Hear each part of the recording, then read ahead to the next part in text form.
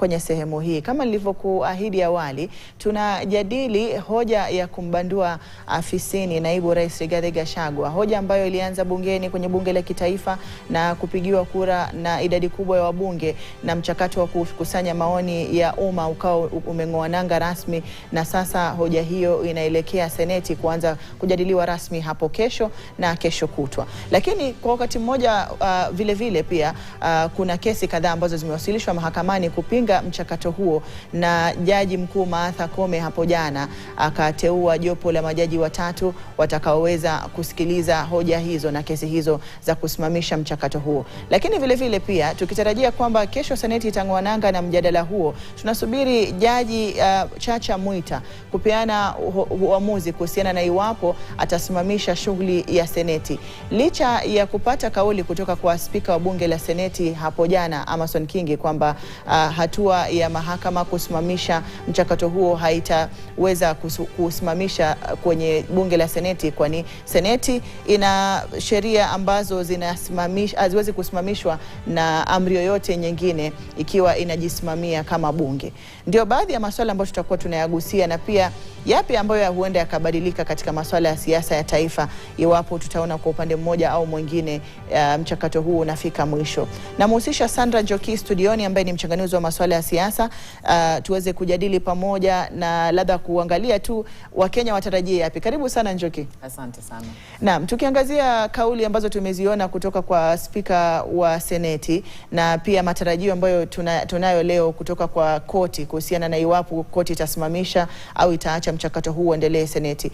Unahisi kuna matumaini yoyote bado katika wale ambao walikuwa wanasubiri labda kupata haki kwa upande mmoja, wanapohisi kwamba labda bunge halikuwapatia haki katika mchakato ulivyoendeshwa na walisubiri mahakama iweze kuwapatia haki? Unahisi bado kuna matumaini hayo? Mimi nafikiri watu wengi vile wanavyotarajia ni kama wanaona ni kama ile kesi ya governors, vile governor akisha fanywa impeachment Senate basi anaweza kimbia mahakamani. Lakini hili ni jambo geni kwa nchi, kwa Senate, kwa Parliament, hata kwa mahakama. Lakini kitu muhimu ni kwamba tujue Parliament, Senate wako na mamlaka yao. Mahakama nayo iko na mamlaka yake. Kwa hivyo Senate lazima iende mpaka mwisho wa hii process. Alafu uamuzi wake utoke.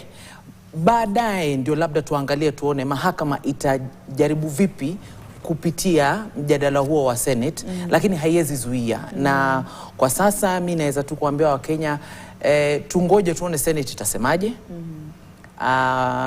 Mahakama nayo tuone watasemaje, lakini mimi vile ninavyojua kisheria kila hizo sehemu mbili za national authority arms of government kila mmoja ako na mahakama yake. Na tukisubiri hayo yaajiri, nafikiri tukijaribu kuangalia upande wa mahakama, kuna pia hatua ambayo tumeiona kutoka kwa jaji mkuu ya kuweza kutunuku kule kusikilizwa kwa kesi hizo 5 ambazo zimewasilishwa rasmi mahakamani kupinga mchakato huu na majaji watatu, kitu ambacho tulikuwa tumeona naibu rais akiwa anakitaka na ameweza kukipata. Licha ya kwamba kwa upande mmoja au mwingine sheria huenda isisimamishe shughuli na mchakato huo seneti, lakini hili linaweza kuleta afueni yoyote labda katika upande mmoja au mwingine kwa upande wa naibu wa rais?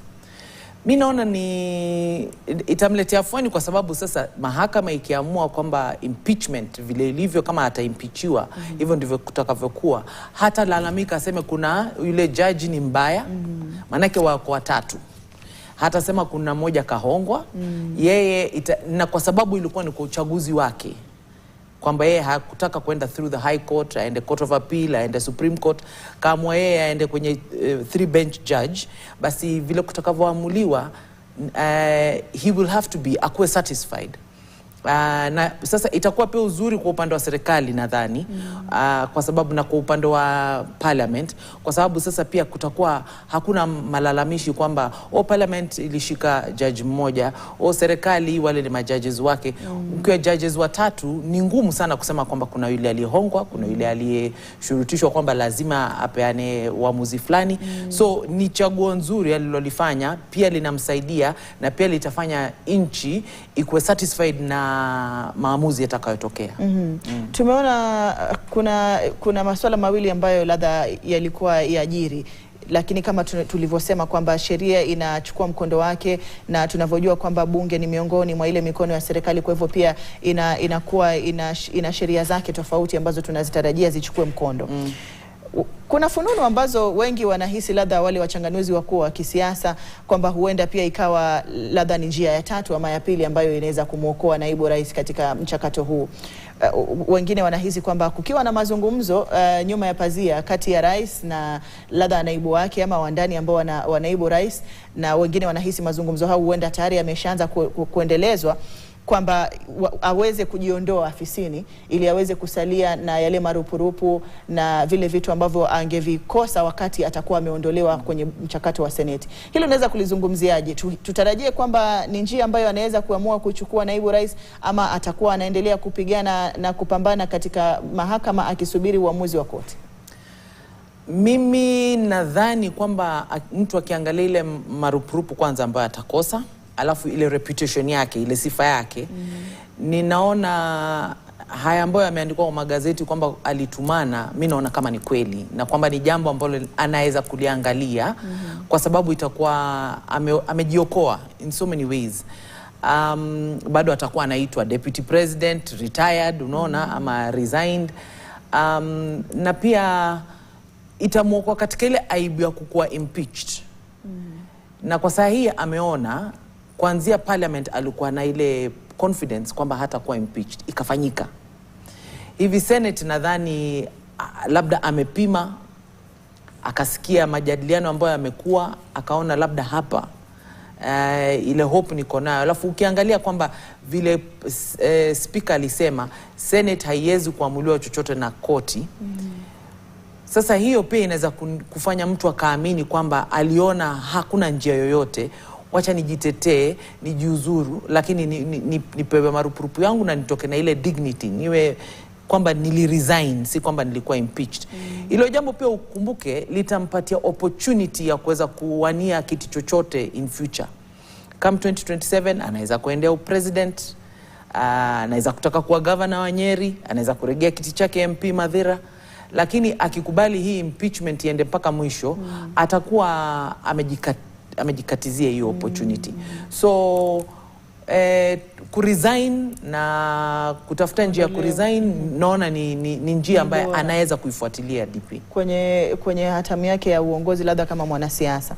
Tumeona baadhi ya viongozi walio karibu na rais wa upande wa serikali, akiwemo mbunge Kimani Ichung'wah, akiwa anataja kwamba baadhi ya makosa ambayo amefanya naibu rais ndipo saondolewe ni kwamba alianza kutafuta siasa za mwaka 2027, na ni kama alikuwa tayari ameanza kupanga siasa za miaka inayokuja ya mwaka 2027 kwenye hatamu nyingine. Lakini wengi wanahisi kwamba licha ya labda masingizio kama hayo ama shutuma kama hizo kwa naibu rais, bado yote yanayofanyika ni siasa, kwa sababu kama ulivyosema ni jambo geni. Hatujaona kwamba naibu rais anaondolewa afisini, tumeona magavana wakiondolewa afisini na kadhalika. Je, unahisi bado hiyo pia ni siasa ambayo imepelekea mchakato mzima kuwepo? Unajua, mimi huwa nimekuwa nikisema ili jambo ni si la kisiasa, it's not a political process. Lakini kuna mambo mimi ukiniuliza ambao DP Rigathi mwenyewe amekuwa akiyafanya, ndio amepatia watu wakaweza kuingiza siasa pale ndani, wakaweza kumgonga pia kisiasa.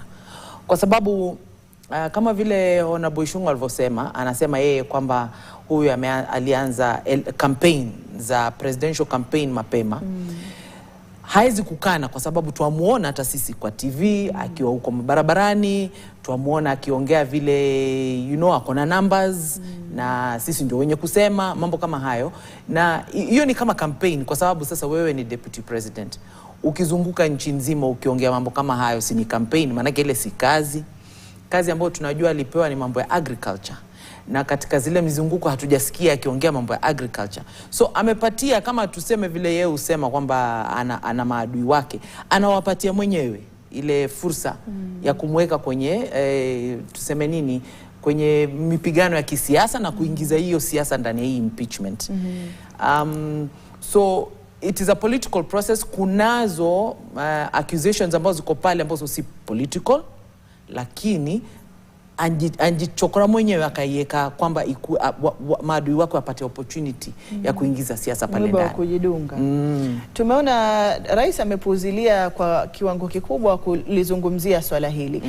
Kila wakati tunapoona kwenye majukwaa ima labda ya maeneo ya maabada, tukitarajia labda ataligusia kwenye juma lililopita, amelipuuzilia mbali. Wengine wana wasiwasi iwapo labda mawazo yake yapo wapi, lakini wengine wanahisi ni sawa kwa sababu labda itakuwa inamweka kwenye nafasi tata ya kisiasa iwapo ataligusia. Wewe kama mchanganuzi unahisi kunyamaza kwa rais na kulipuuzilia mbali swala hilo linapoendelea humu nchini, kila mmoja analizungumzia, kunaleta mtazamo gani? Mimi naona kwamba hivyo anavyofanya ndivyo sawa, kwa sababu unajua hii process haimuhusu. Yule ni deputy wake, lakini ukiangalia ile mashtaka yako pale, hakuna mashtaka imetoka from the office of the president. Ni kitu imetoka bunge. So president lazima balance kwamba huyu ni deputy wangu sikatai, lakini wale pia ni wabunge wangu. Kuna watu wa UDA pale, kuna wale wako nao coalition. Akionekana kwamba anaweza kuinterfere na process ya bunge kwa sababu anataka kuokoa deputy wake ama rafiki yake, then in the future atakuwa na shida, kwa sababu na yeye pia akitaka kupeleka miswada kule bungeni watamwambia hata sisi tuta disrupt kile wewe unataka. So mimi naona vile anavyojaribu is to play a fair game. Akae kando, anyamaze, wabunge ndo wameinitiate hii process na waimalizie. Yake ni mwisho, kama deputy wake atakuwa impeached, basi natumai kwamba atasimama na aongee, aseme opinion yake juu hilo jambo. Lakini pia ujue kuna ile swala ya kwamba tukumbuke kwamba hata kama ni rais, lakini bado ni binadamu. So kuna wakati moja kuna mambo yalikuwa kiongewa wakati deputy wake anatembea huko mitaani. For example, wakati Kate Waruguru alisimama akasema Ruto must go. Ona pia kuna yule vile naye pia sasa anyamaze, ajiulize, okay, sasa huyu DP wangu yule mama aliongea akiwa pale, hatukumsikia akimkataza. Ona, so pia ni binadamu. So I want to assume kuna the human part kwamba amekaa yoshangaa, but there is also the official part kwamba haizi kuingilia parliamentary process. Ile ni wabunge wamalize sehemu yao, Senate imalize sehemu yao. Wakati sasa decision imekuwa imerudi kwa meza yake, ndipo ako na fursa ya kuongea. Tumeona swala hili likivutia dhana mbalimbali za kisiasa, hususan kutoka kwa mirengo ya kisiasa. Sasa hivi tukiona kiongozi wa upinzani Kalonzo Musyoka akiwa amelizungumzia na akionekana ni kana kwamba anapinga mchakato wenyewe na kukosoa na hata kukosoa wale wabunge kutoka chama chake ambao walipigia mswada huu kura kwenye bunge la kitaifa. Wengi wanajiuliza ni karata za kisiasa zinaendelea kuchezwa, ama labda anaona kuna sababu ambazo hakubaliani nazo kama Mkenya yote mwingine ambaye anahisi labda hakubaliani na mchakato huo, ama bado tu ni siasa ambazo tumestarajia kwenye kila jambo. Wengi wanahisi lazima kuna siasa ndani yake. Mimi nilikaa na wenzangu, tulikuwa tunajadiliana hilo jambo la Bwana Kalonzo, na kitu kimoja tulikuja tukakubaliana ni kwamba hakuna accusation hata moja amesimama akasema hii si kweli, this is not impeachable, hapa mmemwonea. Yeye anaongea tu kwa ujumla. Accusations ziko 11. Hakuna hata mmoja amesema hii hapana, hii haifiki impeachment. Kwa hivyo hii ni siasa. Mimi naweza kusema kwamba Bwana Kalonzo yajaribu kujitafutia nafasi katika hii game ya siasa Kenya safari hii. Akionekana kwamba yuotetea deputy president ambayo yeye anahisi labda yuko tusemeaje popular mpando wa Mount Kenya, labda naye atajiwania points kula Mount Kenya. Manake bila kutaja jambo hili haliwezi kuwa impeached, jambo hili ni la kuonewa, jambo hili nimefanya uchunguzi na timu yangu tumeona ni urongo, haja breakdown. Yeye anasema tu generally. So mimi naona ni siasa. Kama ulivyotaja, anajaribu kuwania nafasi na labda kujitafutia umaarufu katika eneo la Mlima Kenya. Eneo ambalo wengi wanahisi sasa labda limeachwa, sasa anayetaka achukue, kwa sababu ni kama iwapo mambo yatakwenda mrama kwa upande wa naibu rais, basi wengi wanaodhania masuala ya kisiasa na nafasi za kisiasa hususan kwenye viti vya urais kwenye hatamu ya uongozi inayokuja watakuwa wameangalia eneo hilo tofauti. Kuna baadhi ya kauli zimetoka kutoka kwa viongozi, akiwepo mbunge Oscar Sudi akisema kwamba mlima haujaguswa, ameguswa mtu mmoja kulingana na madhambi yake. Ili swala la siasa za upande wa Mlima Kenya na mchakato unaoendelea, unahisi litakuwa na utofauti wowote katika siasa zinazokuja kwenye miaka inayokuja, hususan kwenye kiti cha urais? Itakuwa na tofauti ikiwa serikali hii na rais huyu na wabunge wake hawatohandle hii jambo vizuri. Wajua Mkenya ni mpaka aelewe ni lipi linaloendelea. Kwa nini mwataka kumtoa Gachagua? Makosa yake ni yapi? Na haya makosa, is it impeachable? Kwa sasa mimi ukiniuliza, bado kuna kazi kidogo ya kufanya ground, kueleza wananchi. Kuna wale ambao wamekubaliana na impeachment. Kwa sababu gani? Kwa sababu wanakubaliana na hii serikali, wako na Ruto. Manake kitu moja watu wasisahau, Rais Ruto alianza kutafuta kiti chake wakati wa 2020 mpaka 2022 akiwa hatujui running mate wake, lakini alikuwa popular all across the country. Kwa hivyo hakuna mtu mmoja aweza kuja aseme mimi ndio nilimjenga Ruto. Ruto alikuwa shajulikana kama hustler, tanga kuanzia sijui wakati wa handshake 2019. So kwa sahihi kuna wale ambao wamekubaliana na hii impeachment, wale ambao wametembea na Ruto kutoka wakati huo. Kuna wale ambao hawaelewi, bado wako na maswali. Na kuna wale wamekataa kwa sababu ni mtu wetu. Wajua ile mtu wetu bado iko. So mimi kile nasema ama kile ninachoona ni kwamba wabunge for example wa upande wa serikali hawajafanya kazi nzuri kule ground. Kueleza, si mumeamua kuimpeach huyu mtu, lazima muende mueleze watu waelewe, ndio watembee na hiyo impeachment wakubaliane. Isipokuwa handled vizuri, of course kutakuwa na ile penyo. Lakini kwa hii sahi hata hiyo penyo mimi ukiniuliza sijaiona kama ni kubwa hivyo, manake wale ambao wanatembea na Ruto idadi ni kubwa, wale ambao walikuwa wamekubaliana na Ruto hata kabla hajakuwa na running mate Mount Kenya idadi ni kubwa. Labda sasa tuseme sehemu Nyeri ndio mtu wetu. So na every Kenyan counts. Hakuna mwana Kenya ambayo ako mdogo kuliko mwingine kwamba maoni yake hayafai. Kwa hivyo hata wale ambao kama wako Nyeri, kama wako wapi, serikali lazima itafute njia, ama wabunge wale watafute njia, waongee nao ndio waelewe. Maanake hauwezi taka kwamba ukue na Wakenya ambao wabaki wakiwa wamekasirika jambo hili, itakudhuru 2027. Tumeona Kenya ikiwa na historia ya siasa za maeneo. Na kuna maeneo ambayo yamekuwa kwa sababu ya idadi ya watu yanayobeba inakuwa ina mvuto zaidi, tukitaja kama maeneo ya Mlima Kenya, maeneo ya Bonde la Ufa na kadhalika. Sasa hivi maeneo mengine nayo pia ni kama pia yameanza kujiweka katika sehemu tofauti kulingana na kama tulivyotaja ni siasa za siku zinazokuja. Hili linawapatia fursa yoyote ya kipekee maeneo tofauti mbali na Mlima Kenya kutokana na mchakato huu? Basi mimi nikiangalia ninaona kwamba Mount Kenya pia wasipojipanga, maeneo mengine ndio yataingia na yataweka Mount Kenya kando. Na kwa sasa ukiangalia President Ruto amejaribu sana kuondoa hii mambo ya ukabila, baada ya kwamba deputy wake aliongea mambo ya shares. Mimi niliona kutoka wakati deputy wake aliongea mambo ya shares, ndio niliona President Ruto amejaribu sana kuleta all the regions together. Na ukiangalia tayari washaingiza ODM.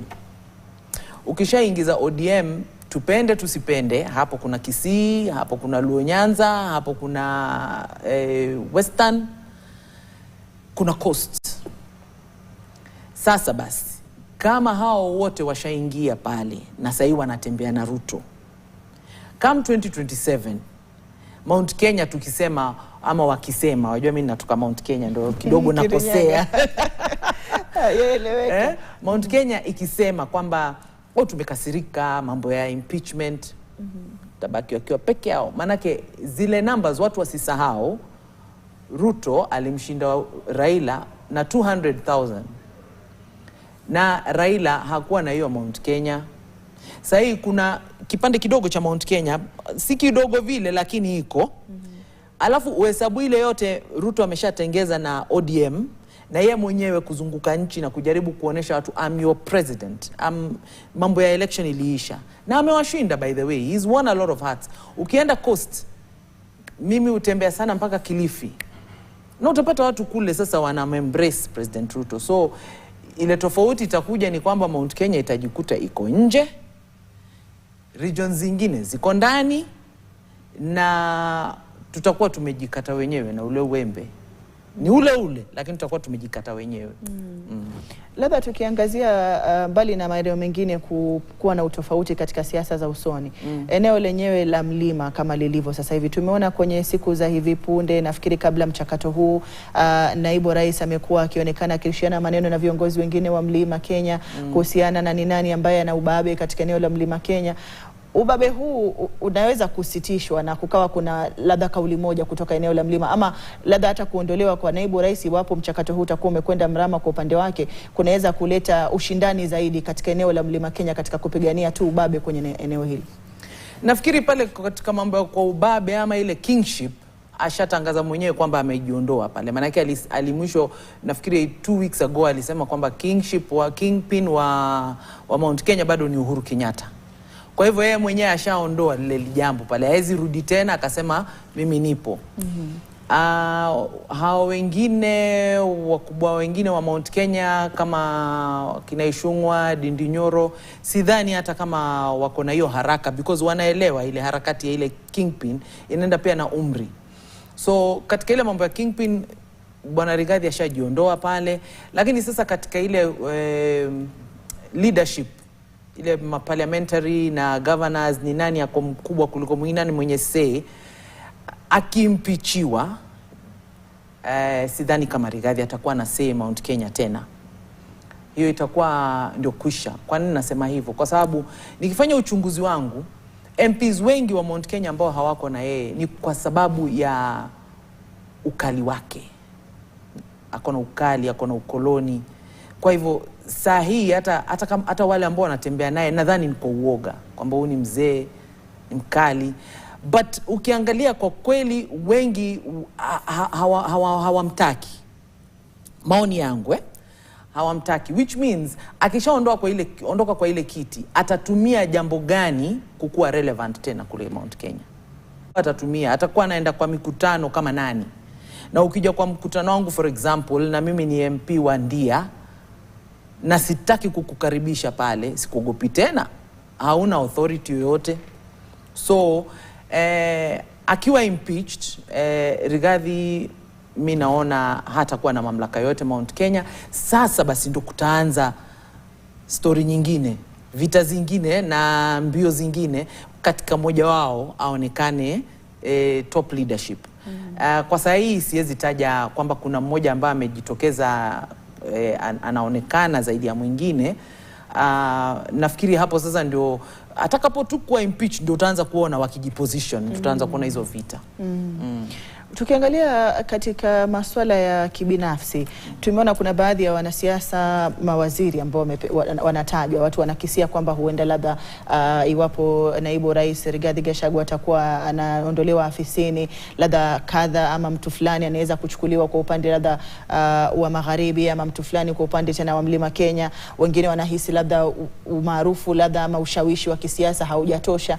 Lakini kuna kiongozi kama Musalia Mudavadi ambaye amekuwa na historia ya kuchaguliwa kama waziri mchanga zaidi kwenye miaka ile ambapo rais alikuwa ni hayati Daniel Arap Moi mwaka 1989, akiwa na miaka 28 ni kama waziri. Amejijenga kwenye masuala ya kisiasa.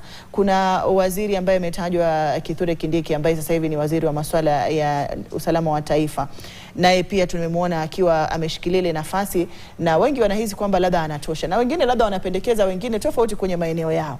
Kila mtu anavutia upande wake. Lakini kwenye swala la kujijenga kibinafsi kwenye siasa, unahisi kutakuwa kuna nafasi nzuri kwa baadhi ya viongozi kuchipuka kuchukua nafasi hiyo, kwa sababu tutakuwa tunaona pengo kubwa limewachwa?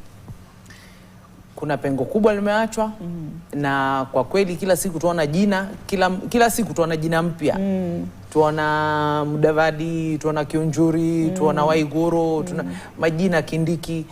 Lakini nafikiri serikali, mimi nafikiri washakaa wakaamua in case impeachment ifanyike, washaamua ni nani.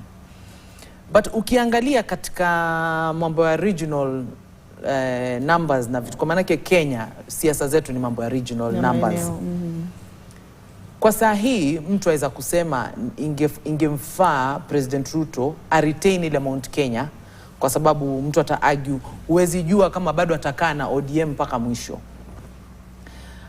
Kwa hivyo kuna wengine pia wanasema unajua Right Honorable Raila asipopata ile kiti ya AU ODM itarudi tena vita. In case that is the argument, basi kuna mtu atakwambia afadhali achukue aregeshe deputy upande wa Mount Kenya, atimize ile ahadi. Ujue hii ni ahadi kutoka wakati wa campaigns kwamba nilikuwa nitawapatia number 2. So akitaka kumaintain ile relationship na Mount Kenya, basi ni aregeshe number 2. Sasa tukiangalia pale Mount Kenya candidates, mimi ukiniuliza ni wawili. Nafikiri Ndindi Nyoro tulimsikia akisema yeye hawani hiyo nafasi. So tukiangalia the only option Mount Kenya tuweza kusema ni Anne Waiguru na Bwana Kindiki, CS Kindiki. Ukienda hizi sehemu zingine kama vile umemtaja Musalia, sasa akimweka Musalia pale, ujue sasa tumechukua ile theory ya kwamba hahitaji Mount Kenya kushinda 2027. Ambapo ukiangalia numbers, zile mahesabu, kwa kweli hahitaji Mount Kenya.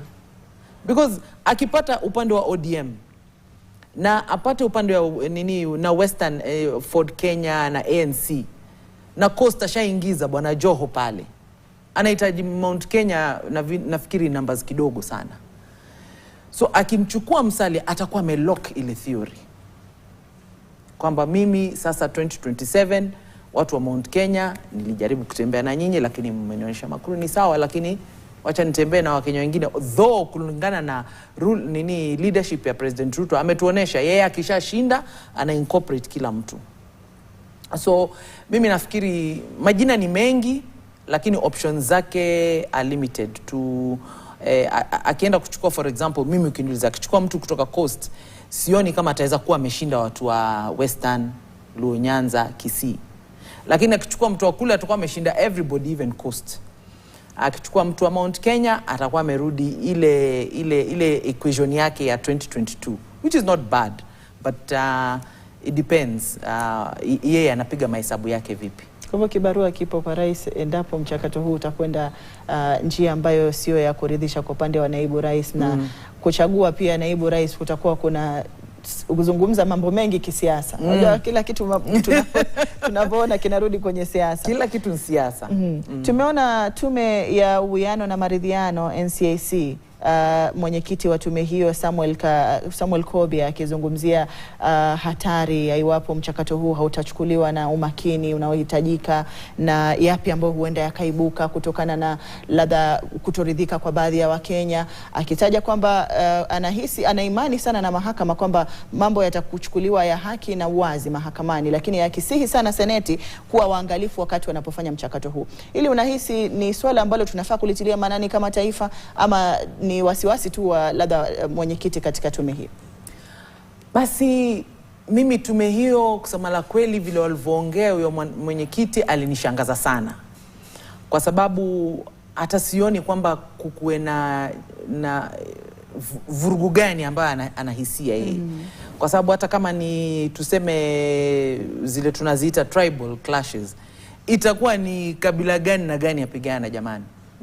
Wajua sikuelewa alitokea wapi na opinion hiyo. Na hilo ni jambo tulikuwa tumeona Mureu, Honorable Mureu ile wa Katanga ameataja pale kwenye mtandao wa Facebook.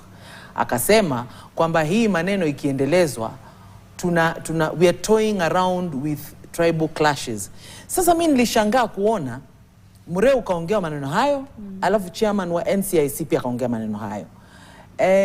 In my own analysis siwezi taka kusema lile jambo linikuja kwa akili, lakini nafikiri yule chairman wa NCIC aliongea out of turn, out of place. Hakuna clash. Hata sasa hivi ukiangalia hakuna kabila inayoangalia kabila nyingine. Maana hakuna kabila ambaye ina accuse kabila nyingine hii mambo ya Rigathi. Kitu ambacho nimefurahi na Wakenya ni kwamba wamepata kunotice hii ni mambo personal.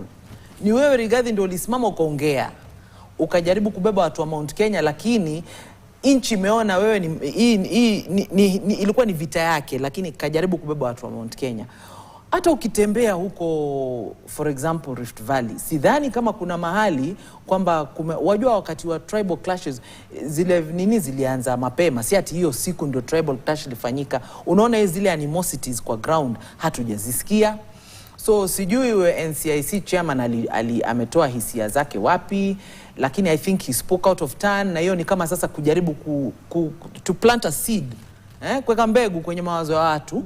Hakuna mahali kuna tribal clashes zinaendelea wala zitatokea, because sijasikia mtu akisema hili ni jambo la kabla, ila wenye sasa mtu kama Rigathi ndio amekuwa akisema watu wetu, but generally inchi sijasikia. Ya kuzidi huyo chairman wa NCIC, mimi nashangaa kwa sababu wakati hizi campaigns za bwana deputy president zikiendelea, kuna watu kama kina Ketu Waruguru walikuwa wanaongea maneno, wanarusha maneno kalikali kule, na hatukusikia akitoka kuambia yale maneno mnaongea yanaweza kuvuruga nchi. Lakini sasa wakati process imeingia in a constitutional manner, ndio sasa yotokea yuongea. It doesn't make sense.